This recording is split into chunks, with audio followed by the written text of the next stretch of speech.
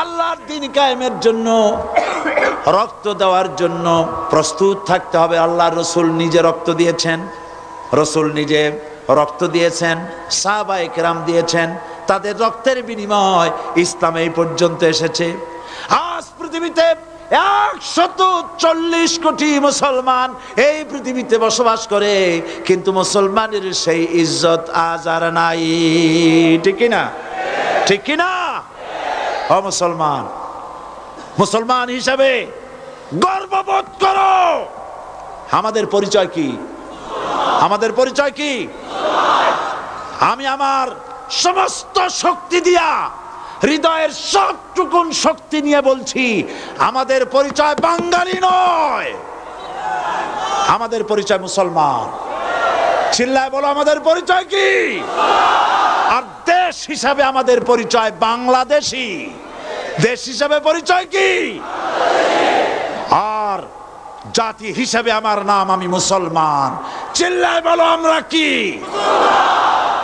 এই মুসলমান হলো সেই মুসলমান বিশ্বকবি, কবি সম্রাট আল্লামা ইকবাল বলেছেন, দস্ত দস্ত है दरिया भी न छोड़े हमने, दस्त दस्त है दरिया भी न छोड़े हमने, बहरे जुल्मत पे दौड़ा दिए घोड़े हमने। প্রান্তর তো প্রান্তর, আমরা তো সেই মুসলমান। শ্রাবণের খরচ্ছাতা, খরস্রোতা উত্তাল টাইগ্রিস নদীর উপর থেকে 60,000 অশ্বরোহী মুসলমান নদীর তুফান পার হয়ে আফ্রিকার ভূখণ্ডে কালেমার পতাকা উড়াইছে। সেই মুসলমান।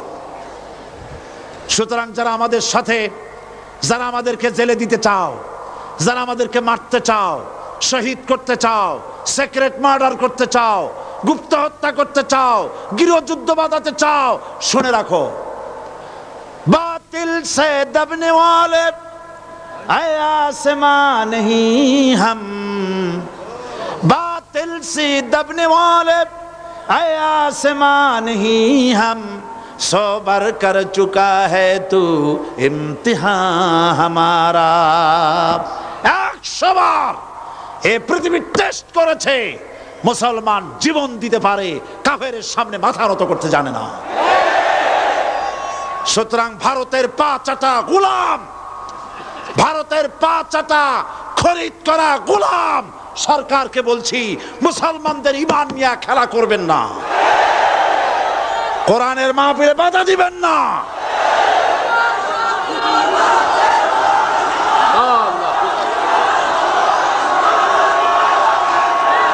আল্লাহ রাব্বুল আলামিন মুসলমানদেরকে বিজয় দিবেন ইনশাআল্লাহ। বলেন ইনশাআল্লাহ, বলেন ইনশাআল্লাহ। শাহী জুমা মসজিদ, জুমা মসজিদে পুলিশ পাহারা দিতে হবে কেন? জুমা মসজিদে জুতা পায়ে দিয়া ঢুকলো কারা? আমি গতকাল বলেছি, আমার সাধারণ পুলিশের কোনো দোষ নাই, তাদের কোনো অন্যায় নয়, লাঠি যার হাতে যায় তার কথাই বলে, এটাই স্বাভাবিক। কিন্তু যারা মসজিদের ভিতরে জুতা পায়ে দিয়ে উঠলে, মুসল্লিদের রক্ত ভালালে, মুসল্লিদেরকে ধরে জেলে আটকালে, আল্লাহর শাস্তির ভয় করো। আল্লাহ আছেন, আল্লাহ আছেন, ভয় করো আল্লাহ পাককে। এই রকমের অবস্থা চিরকাল থাকবে না।